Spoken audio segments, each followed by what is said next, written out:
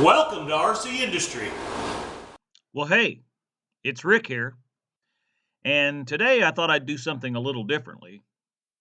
That picture you're looking at right there, that happens to be of my first car, and it was a 1971 Pinto. Had a 1600 cc four-cylinder in it, and I had the German transmission, which was an option that was only used with the 1600 cc. It had a very low first gear, and then there was a big difference or a big gap, if you want to call it, between first and second, and then you had third, fourth.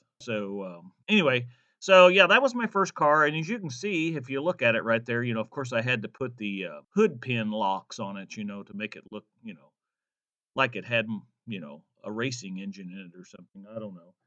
That probably gave it 5 extra horsepower. It needed it because, 65 miles an hour was about top end on that baby. Anyway, that was my first car, and so let's just move on to the next car. Okay, well, here's where it starts getting kind of confusing. So after that first car, I wound up, and I don't have a picture of it, but I wound up selling that first car and buying this next car for my daily driver, and it was a 1970 Chevy Biscayne, and it had a 350 in it and a two-speed power glide, and that car was fast. Um, it also was kind of dangerous because it had a broken motor mount in it on the torque side. So if you would get in it and put it in drive and just kind of quickly tap the accelerator, it would just floorboard itself and just take off burning rubber. So it was quite fun when you knew it was going to do that. But the first time it did it to me, it kind of freaked me out. And I had a friend of mine that had shop class, and he needed a project, and he said, "I'll take that. Let me take your car over there, and I'll put some spark plugs in it." And he said, "I'll pay for it. I just need something for shop class." And I said, "Okay." So he comes back at lunchtime and gives me the keys, and he says, "You got something wrong with that car. It like to killed me when I took off." And I said, "Well, if you hadn't floorboarded it, it would, or if you hadn't have taken off real fast, it wouldn't have done that." Anyway, so I just knew it would do that, so I just continued to drive it that way. And so I don't know if you could tell in this picture, but it was cold weather. My birthday is in February, so about a month or so after I got this car for my birthday, my parents got me a motorcycle, and it was a 550 Honda.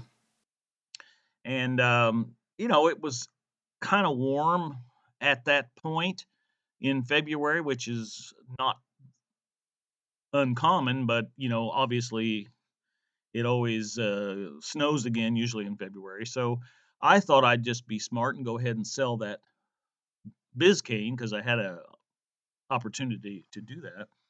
So I started riding the motorcycle, and then immediately, after I sold the car, it started snowing, and it was kind of rough to ride the motorcycle back and forth. So anyway, that's where that kind of came from. And then along in that time frame, I purchased several vehicles, and some of them, a friend of mine, we started acquiring junk cars and fixing them up and driving them. And so let's take a look at some of those. Okay, so pretty much by this time, I'm really enjoying cars.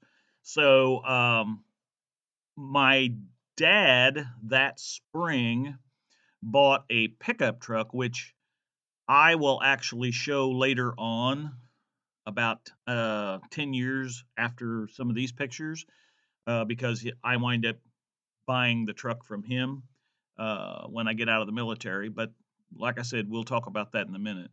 But I wound up buying this Ford LTD off of him, and I think it was a 73 Ford LTD.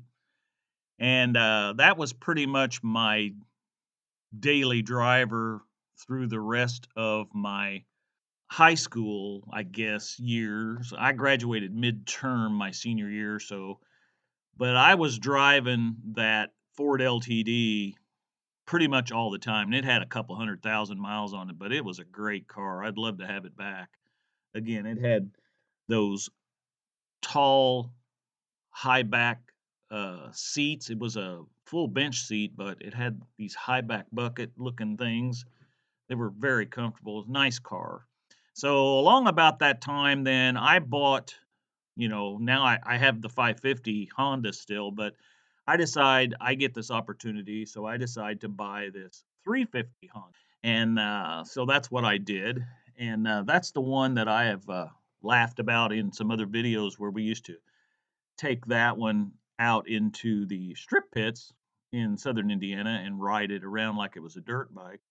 It was not a dirt bike, but me and my friend Ricky, we used to take those motorcycles out. He had one too, and we would ride those around. And so then, probably the summer before my senior year, so that's why this is all kind of confusing through here.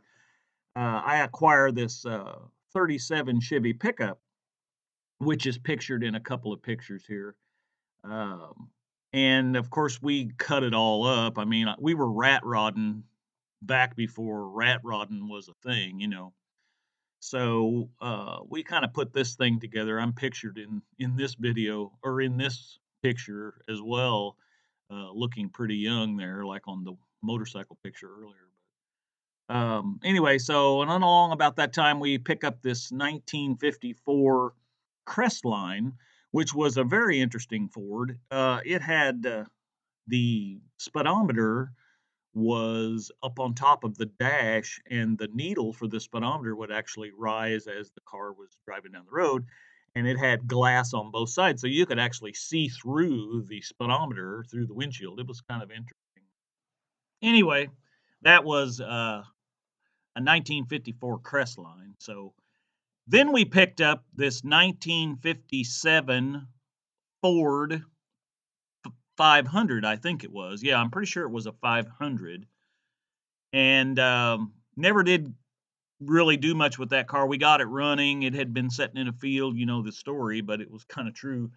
And I had an opportunity to sell that car right away, so never did really do anything with it. And I would love to know the guy that bought it from me, he was going to restore it. So I would love to know if he did. He was down in the Mountain View, Missouri area. So I don't know whatever happened to that car, but it was pretty cool.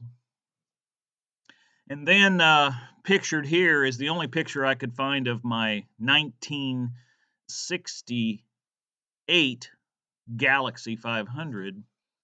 So you really can't see much of it there, but we were down at the river probably swimming that day. That's where that picture was taken from, down at Jack's Fork River. So, and then there's this Nash Metropolitan. No, it was not a Metropolitan. It was a Nash Ambassador, I think. And it was pretty cool. It had the generator and the water pump, and I think maybe the distributor all ran off of a shaft down the side of the engine. It was a very strange setup. So, and I know the seats in that vehicle all laid down all the way from the front and to the back, and it made like this big bed for camping. So it was kind of interesting. Okay, well, this next car, probably two or three or four to 10 in between that Nash and this car, but this one was a 1964 Chevrolet, had a 283 in it, and it was pretty rusty. I bought it from a farmer that I was working for, and he had it in his barn. He had bought it new for his daughter, and she went off to college, and they parked it, and it had just been sitting there for several years. So I bought it and started driving it, and then in the background there, that was my first trailer that I lived in. So this time frame is early 1980. because I graduated midterm that year from high school, and that was my first home there, or my first trailer. So yeah, 64 Chevrolet 4-door. It was a pretty cool car. Now this was my 1971 Chevy Chevelle, and nothing special about it. It had a bench seat, three on the tree, and a 305 or 307, something like that. I don't remember exactly. And it was shot. So what I did was at the time, was working for a body shop in Mountain View, Missouri, and he had a junkyard. And so what I did was I took a 350, and it was a 4-bolt main truck. It had come out of a truck. Anyway, put that in that car and left the 3-speed transmission in it and put in one of those cheap JC Whitney 3-speed floor shifters in it and just cut the handle off of the steering column and left the bench seat in it and just drove it that way. And that car would do 100 miles an hour almost immediately, but the valves would start floating at that point and it wouldn't go any faster. But yeah, it was my first quickest, fastest car, I guess you could say. And I had those Krager Super Sport Unilugs on it. It was just really a cool car. And in the background there, you'll see a 68 Ford pickup, and that was a Ranger Camper Special. And I had traded that for the motorcycle that you saw in earlier on in this video. And that thing was wore clear out as well, but I kept driving it. So don't have a better picture of that old Ford truck. So kind of getting two pictures in one here. But yeah, that was all in the time frame, 80 to 81. Okay, this is my 1966 Cadillac Coupe de Ville. This was an extremely cool car. I wished I still had this car for sure. It was a 2-door and it had a vinyl top on it at one point, or when I bought it, it did. And like the first week I got it running and was out driving it, the top was so rotten that it ripped right off and was flapping in the wind. So I did the right thing and ground out all off of there. And then I wound up painting that car. That was my first paint project.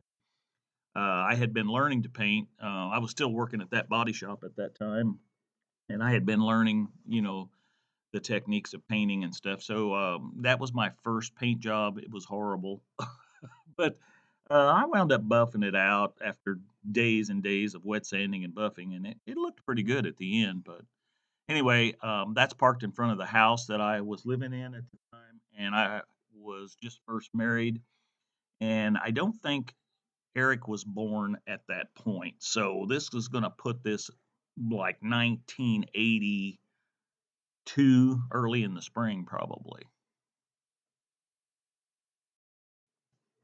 This is my 1976 Buick Riviera. This was one of those special Rivieras. It was called the Spirit of 76 because in 1976, everything was the spirit of this and the spirit of that. It was red and white, and it had some blue striping on it. Had a 455, but by the time this car was built, the 455 had been dumbed down so bad that it didn't have any power. So, but it was a really cool car. This was the first car I ever financed. So what I had done was traded that '66 Cadillac in on this at a GM dealer, and I got a GMAC loan. And this was my first adventure into borrowing money. Had no idea how interest worked.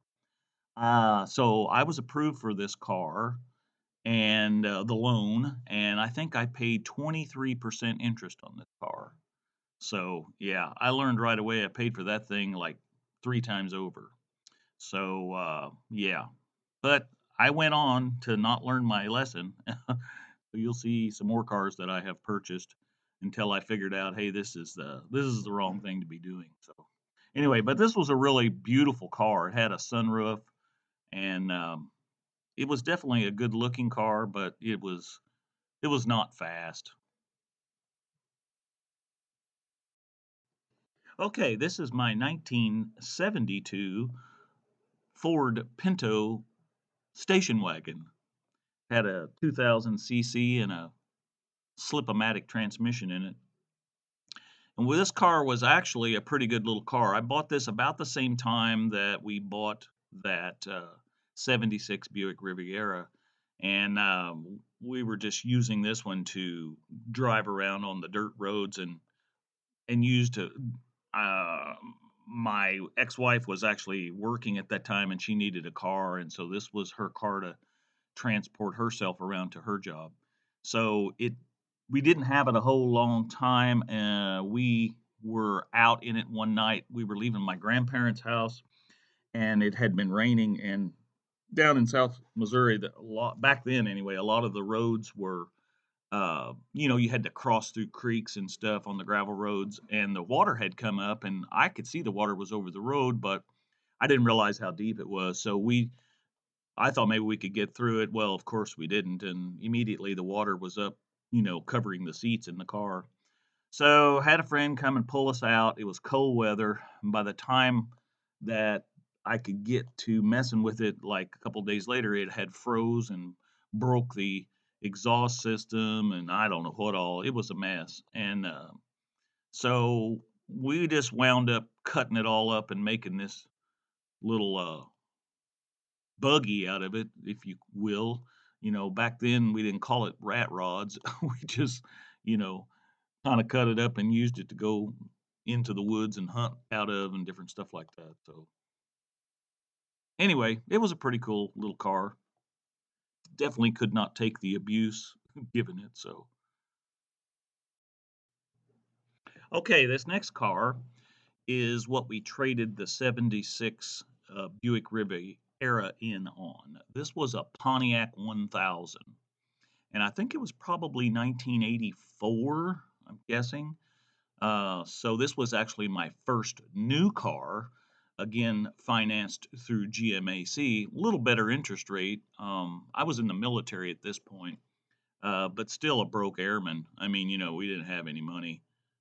Thank God, around about the time that we bought this, President Reagan had actually given us a pay raise in the military and brought us up to above the poverty level because we were on food stamps up until that point. So we were feeling like we had a lot of money, and of course, the Buick was paid off finally after 3 years of that 23% interest rate. And so we went out and did the right thing and bought another new car. This was my 1970 Cadillac Eldorado. It had a 500 cubic inch V8 front wheel drive, and it would burn the tires clear off that car. I bought this about the same time that we bought that Pontiac 1000 that you just saw in the previous picture. And it was a project for sure. I was working on it, getting it to where I could actually, drive it daily. And that's about the time I got orders to go to Korea. And so I wound up selling it right before I left for Korea. So when I got back from Korea, we were still living in that little trailer park for a little while before we moved on base. At this point, I was a staff sergeant, so we were eligible for base housing. And I needed a car. She was still driving the 1000 to work. And so I needed something to drive. So I traded my 12-string guitar and maybe $300. It wasn't very much for this 1967 VW. And it was a really cool car. It came with those wheels on it and everything. I mean, it was another staff sergeant that was shipping out, and he wanted the guitar worse than he wanted the car, I guess.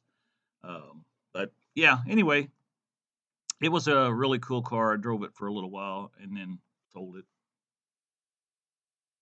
Okay, if we fast forward a year or so, by this time we are living on base, and we had traded in that Pontiac 1000 for a new Pontiac Grand Am, and that would have been about 1987 because I was back from Korea by then. So yeah, it's probably 87.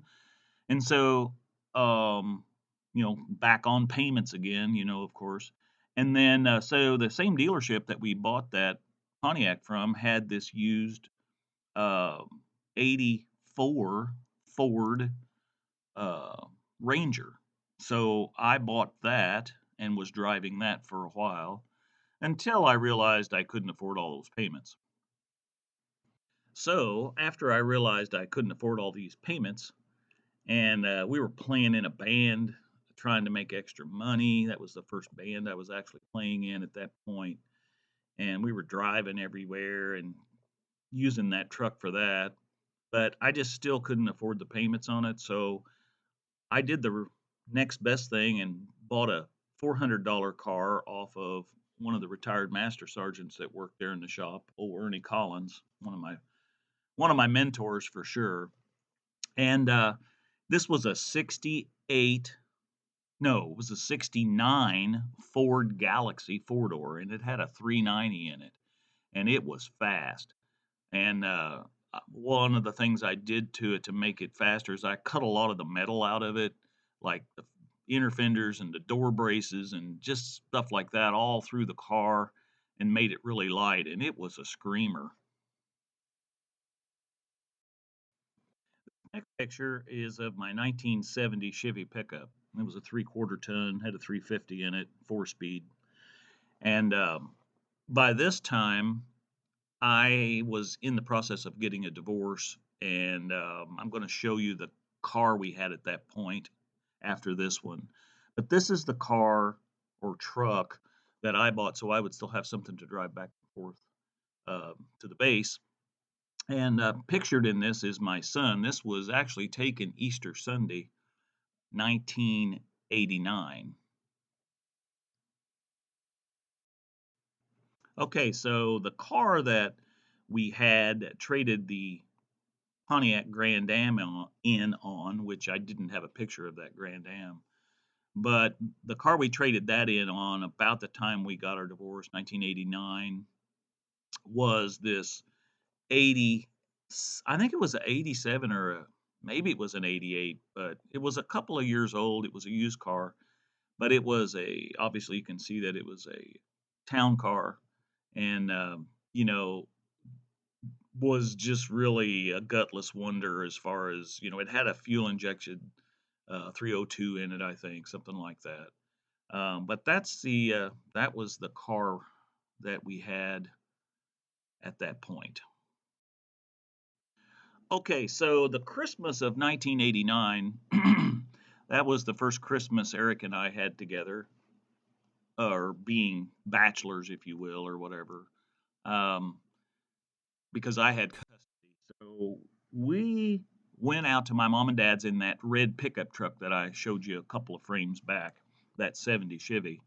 And on the way home, just as we pulled in the driveway, I started hearing a low end knock, and I knew what it was. I knew that 350 was hammering pretty hard by the time we even got up the driveway and got it pulled in the up by the barn. So, and it didn't completely throw a rod, which was good because we wound up pulling a rod out of another old engine and putting that one back together, one evening. So, because I had to have a vehicle. And so then I took it down to the local dealership there in Knob Noster, Missouri, and bought this 1976. Okay, this next car, I still had the Mercury Marquis. And in fact, that picture that you saw of it, where it was parked in the little garage we had at that house that my son and I lived in Alford. And sitting outside there, I had finally bought another vehicle to drive to work, so I wasn't driving that big Mercury all the time. Because I was working 2 jobs at that point. I was working at the sheriff's department, or actually, I'm sorry, I was working at the city police department at that point time, and I was also working at the hospital. Um, and I needed something that would get a little better gas mileage, so I bought this '71 Ford Maverick, and that car was cool. This picture's not a good picture of it, but the vinyl top actually was like a plaid vinyl top, and it had plaid inserts on the seats that matched it, and it was really a cool car.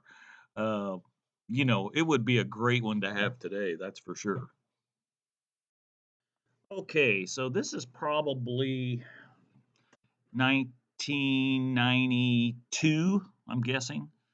Um, I finally traded in the Mercury Marquis for this 1978 Pontiac Bonneville. It was a two-door hardtop. Boy, it was a beautiful car. Um, I drove it for quite a while. Actually, I was driving that when I started dating my current wife. So, very nice car. And there's also a whole bunch of trucks and cars in between this air time frame, like when I had the Maverick and everything, that I don't even have pictures for. That's how crazy it got there for a while. But I actually held on to this Bonneville for a while. This was a nice car. Okay, so finally got rid of the Maverick, and I needed a pickup truck, and I had been buying a lot of old pickup trucks, fixing them up and selling them, as well as working 2 jobs to try to, make ends meet. That's what you just have to do. So, but I got a hold of this one. This was a Chevy Cheyenne, a 1976, and it was loaded. Now, you can see in this picture it was pretty rusty, um, but it was a great truck. But it had a crazy number 6 cylinder in it, or the cylinder head. I never could figure out what was going on, but the spark plug, it would just be driving down the road and it would just blow the spark plug out. And I checked the threads, you know, everything, and I would torque the spark plug and it would last for a while, but then all of a sudden it just blow it out. Never could figure out what was going on. Obviously, there was something wrong with the threads in the head, probably, but that was a crazy little quirk that truck had. But man, I drove that truck a lot of miles. I used to take it down to Missouri, Indiana, and back and forth, hauling stuff. Um, Whenever I would take my son down to see his mom, she was living in South Missouri. I would haul stuff back and forth from my grandparents, because pictured in the background is my grandpa's uh, workshop, or his pole barn, for lack of a better term. Okay, well, this was my 1976 Ford F100, just a plain Jane truck. I think it had a 360 in it, something like that. Wasn't a 352. It must have been a 360. Did Ford make a 360? I can't remember. Gosh, it's been a while back. But when I got rid of the Cheyenne, this is the truck I got.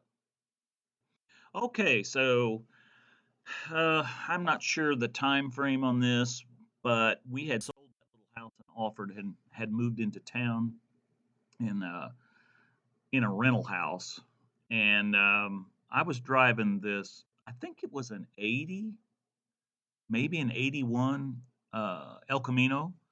Nice. That was a cool and fun truck, actually, or car, truck, whatever. But it was it was a nice, it drove really well, of course, and seems like it was pretty quick. I don't know if it didn't have a 350 in it. It probably had a 305, a 307, something like that. But and then pictured behind that is Kelly's car at the time. She had a 1988 Bonneville, and that was a wonderful car. I was sorry to see that one wear out. We drove that thing till it just absolutely was wore out. Um, and you'll see later on here in a minute, I think I have a picture of the car we bought when we traded that one in. But anyway, just a just a standard El Camino, no big deal. but it was fun. And I was playing in a band then too, and so it was easy to haul the equipment around in the back of it. Okay, well, this is the car that I said that we traded my wife's car in on. This is a 1995 or 96 Saturn, and it was quite a change from going from the Bonneville to this little car. But I will tell you that this little car got fantastic mileage, like 46 miles to the gallon or some crazy thing. So it was pretty cool, but definitely a little car. Okay, this is yet another one of my trades. I probably, if I remember right, I had some kind of an old pickup. Might have been that old blue one, actually. Yeah, I think I was still driving that old blue pickup. So I traded. No, I didn't either. I sold that blue pickup to a guy and took the cash, and I bought this car off the car lot, a used car lot there in town. And this one was another 1978 Mercury Marquis. Great cars. I love these cars. Okay, this next truck was, I think, a 67 Chevrolet, and it had the West Coast mirrors on it. It had a couple of options. It had air conditioning, those West Coast mirrors, and it had a 327 in it. Unbelievable. 3-speed on the tree. That truck was a screamer. One of the trucks, again, that I wished I had never gotten rid of. I mean, the rarity of it now, I didn't realize that then, but that was a very rare truck. And it was in fairly good shape. The paint was terrible on it. I remember I took a foam paintbrush and some black Rust-Oleum and repainted it black, and it looked really good from, like 100 feet away. Okay, this is a 1978 Ford short bed. Had a 400 in it. I actually bought this off of my high school, one of my high school friends. He bought it when he was in high school new and had it all those years. And because we're talking, this is probably like 1995, 99, somewhere along in there. Um, in the background, you can see the picture of the garage that I had. I had built a shop and I was starting to fix trucks and cars. I was doing 4 or 5 of them a year and selling them. And I was working full time at the high school at that point uh, as a janitor or whatever I was. And but I was working on cars in the garage and making extra money and stuff. Still playing in a band too. Uh, but this was a really cool truck. Now the bed that's this is a car that I bought around 2000, 1999, 2000 time frame, somewhere along in there. This car had been setting in front of this house covered up in a tarp since I was in high school. And it's a 1977 Buick and I can't remember, Regal. Yeah, it was a Buick Regal. And the story on this car was the lady bought it brand new, and she lived in this house that I told you that it sat in front of all those years. And her parents died a couple of years after she bought this car, so she just tarped it up and started driving their car, and she never drove that car again. So it sat until I purchased it. And like I said, it was around 2000, 2001, something like that. And it had 37,000 miles on it. It was an incredible car. I got it all up running. It was locked up, it wouldn't turn over. Got it up and running. It still had the original AC Delco battery in it. I mean, how crazy is that? And anyway, I wound up selling that to somebody down at the Frog Follies for, you know, several thousands of dollars. I mean, it was a nice car. We called it the Beamer. Okay, this is my 1967 Ford Ranger, and of course back then, Ranger was a package that you bought. It wasn't a small truck. So, but anyway, if you're a Ford pickup person at all, you know that the 67 is a one of a kind. It had the new body style from 67 to 72, but it still had the interior and drivetrain and things of the 1966 models. So, one of a kind year on most of the interior and drivetrain parts. So, very rare. This is one of them that I took all the way down to the frame and built it back. Um, when I was working on this one, I would say that I was probably doing 2 or 3 total frame down to frame restorations a year and selling the trucks. I actually held on to this one for a couple of years, and then due to some financial issues, I had to sell it. But this was a cool old truck. Had a 352 in it. I had headers on it, and it was an awesome truck. Okay, this is yet another project truck that I fixed up and flipped. This one was a total frame off, same kind of thing. This is the before picture, and I don't have any after pictures. So, but that was a pretty good old truck. 68. This one was a 68.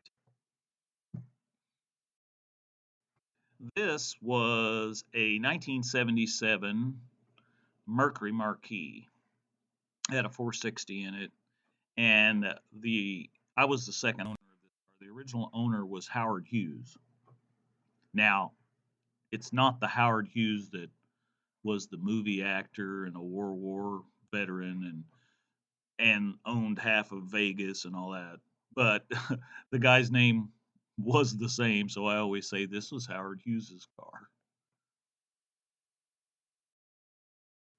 Okay, well, this is yet another 1968. Yeah, this was a 68 Ford. I don't know if this was a Ranger. I can't remember. This one, there was so many of them I was doing then, but I know that this was another frame, frame. I took the body off, frame up restoration, and I remember this one for sure had there were in 1968 there were two power steering sectors that you could use or that Ford used, and one of them is available for parts and rebuild and all that kind of stuff, and the other one you can't get parts for, and of course that's what this one had in it. But I was able to find somebody in Ohio, and I shipped that thing to them, and they rebuilt it and put some seals in it and sent it back, and it worked fine. But I just remember that one about this one. But I'm at a local car show, probably 2002, 2003, somewhere along in there. That's back when I used to have a website called gotothecarshow.com, and it was my precursor to YouTube because I didn't start YouTube till about 2007, I think. So YouTube was fairly new when I first got on YouTube. But yeah, this was a pretty good old truck too. It sold quickly. I never had any trouble selling those vehicles like that. Okay, well, this obviously is a Chevy Lumina. I think probably a 90. I can't really remember for sure. I know it was a total, or the insurance had totaled it, and the guy I bought it from, of course, sold it to me really cheap. It didn't have that much damage. It was all in the front end. The LeBraw that I have on there pretty much hid all of the repair work I did because I didn't match the paint. I just used red barn paint on it.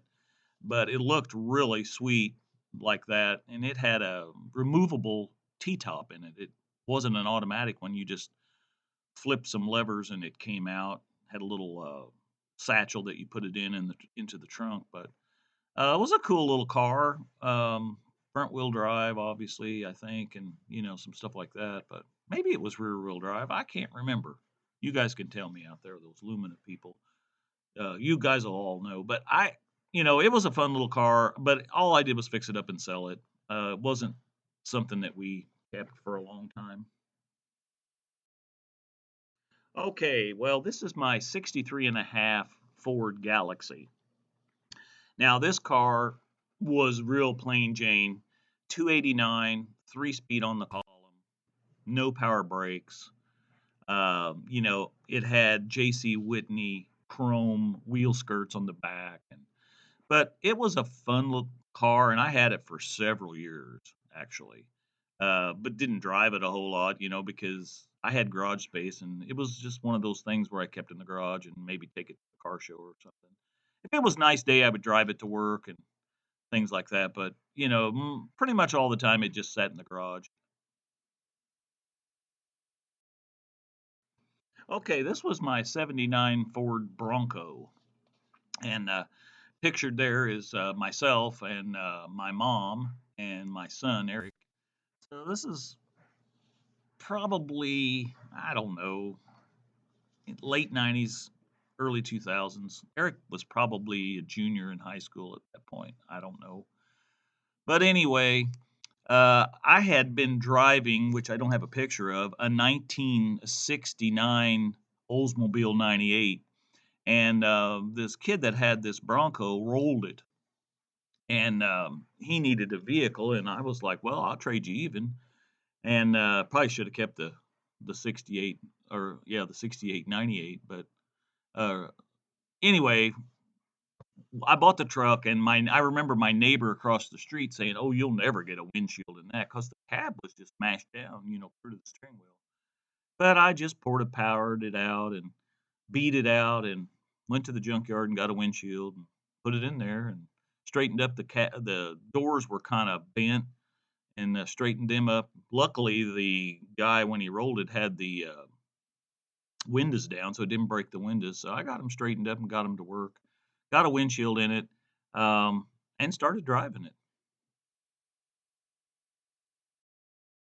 Okay, this is yet another new car that we purchased, uh, but this one we didn't keep very long. This car was purchased probably in, I guess it was a 2000, so we probably bought it in the year model, so it might have been early 2001 when we bought this.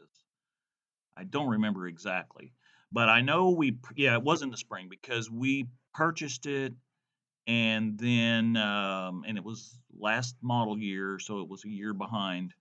But we purchased it, and we drove out to um Orange County, California, in that car. Took a couple of weeks and drove out there and went to Las Vegas and stayed some. And this is the car that I talk about.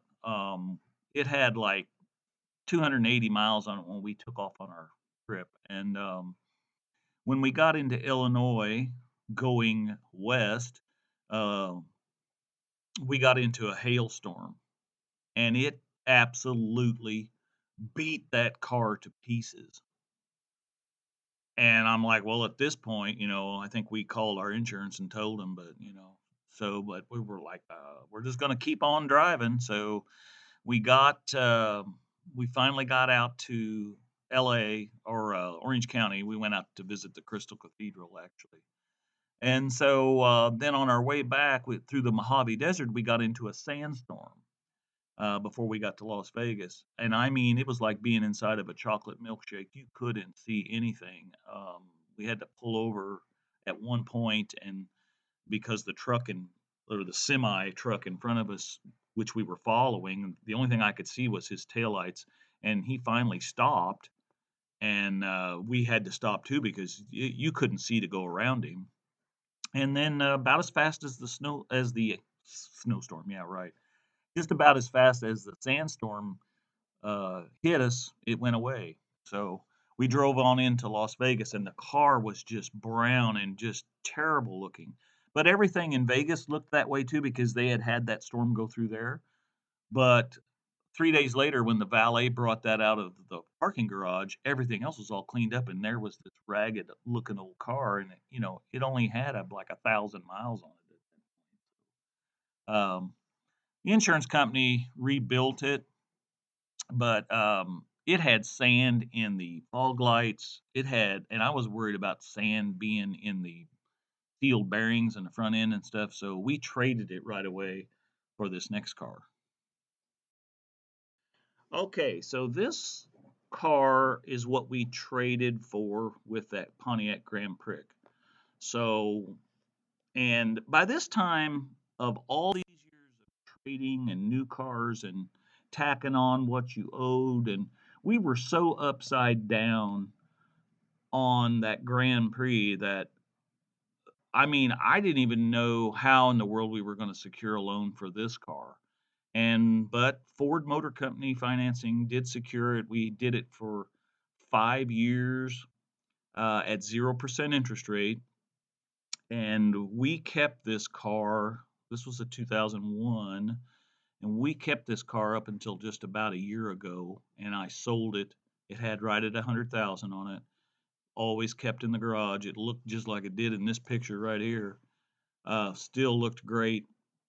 And we sold that, and then that's when we bought the convertible that we have. But yeah, we kept that car. We call that our Dave Ramsey car. That was our learning experience. We finally got it through our heads that you can't spend more money than you make. And so yeah, don't ever plan on buying a new car again. Myself, I mean, you guys can do what you want, but never again. This is yet just another little flip vehicle. Um, by this time, we're thinking of moving. We had been living in that house for about 17 years, and we're thinking about moving. So I was trying to liquidate everything that I had sitting around in the yard over there. And this was one of them. It was an 89, I think, Chevy um, S10. And it was a piece of junk. It was just worn out is what it was. It had a pretty good body on it, but it had like almost 300,000 miles on it. The clutch slipped real bad. And anyway, I found an old boy that was interested. He was like, "Yeah, I want to take it and put a big V8 in it and all this kind of stuff." And I'm like, "Well, you just go right ahead and do that, buddy." But anyway, so I finally sold that one. I don't remember what year Ranger pickup this was, but this was another flip project. This one had a blown head gasket, and it would run. In fact, this picture here is what it looked like when I purchased it. So it would run, but I was like, well, I should be able to do that, and I did, but maybe not in the conventional way. So I pulled the head off of it in the garage, and the guy had drove it. I don't know how long he had driven it with the blown head gasket, but it had wore a groove between two of the cylinders. I'm thinking three and four, and it had wore a groove between the cylinders that was at least a quarter of an inch thick or deep. I mean, there was no way you were going to seal that with, some copper spray on the head gasket or something.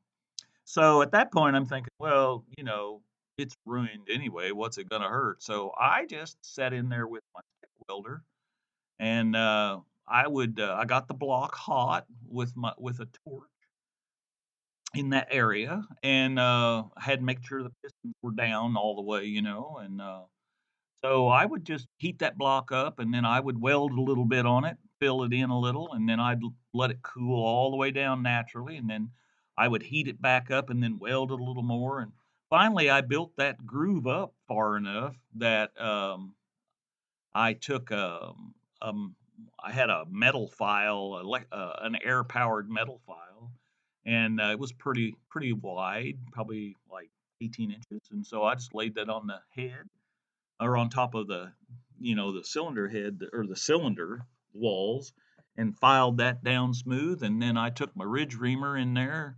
and cut that groove out for that piston, because I knew the piston was coming up at least to the top of that, and I didn't want it to hit the rings or something.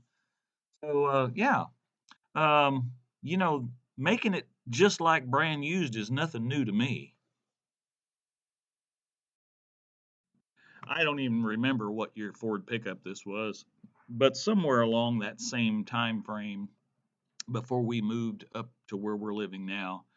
I was driving that, and that thing was a big giant truck. I remember that. It was a 250, and yeah, it was a big truck. Drove like a big truck too, like a box truck or something. Not one of my more favorite vehicles, that's for sure. I don't even remember what year this was. Probably a '96 Chevy cargo van. This was one of my first uh, work trucks or work vans. By this time, I'm working for myself. Never did play well with others, and so a real blessing to be able to finally work for myself. I had tried it before; it didn't work out. I had to go back to work for someone else, that kind of thing. But so yeah, so this truck is the one we called Ruby, and I traded or sold this one and bought another one a few years later that we called Pearl. It was a white Ford Econoline van, and I don't have a picture of that one. Okay, well, if you've watched the channel at all, you'll recognize this truck. This was my 1978 Dodge W-150. This truck is featured a lot on the channel, and it has a whole series called the 78 W-150. But I called this thing the War Wagon because it looked like it had been through a battle. But it was a pretty good old truck. I enjoyed it. It was fun to drive, and it had a lot of power for what it was. The body wasn't good on it, but the drivetrain was good. Anyway, you've probably seen that one on there. There's a lot more vehicles that I've had that I just really don't have like still pictures of. Pretty much it's all video. So you can go back and look through my videos. I got over 500 videos on this channel currently, and some of them are private. So if you took all the private ones, in which I probably should open up to the public, there'd be 700 or 800 videos on this channel because I've been doing this for like 14 years now. So, but anyway, I just want to say thanks. If you've gotten to the end of this long video, 52 minutes long or whatever it is, I appreciate you watching. You viewers are what it takes to keep this channel going. So I appreciate it. Please subscribe and tell your friends to subscribe and share this video everywhere. And with that being said, we're still just making it like brand used here, baby.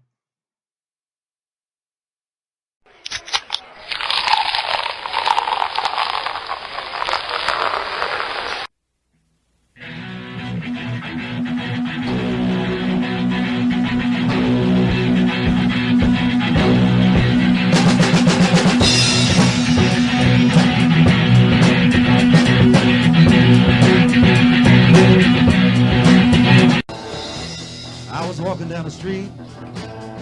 I was minding my own affair. Run, Tallulah, run! Hi, baby.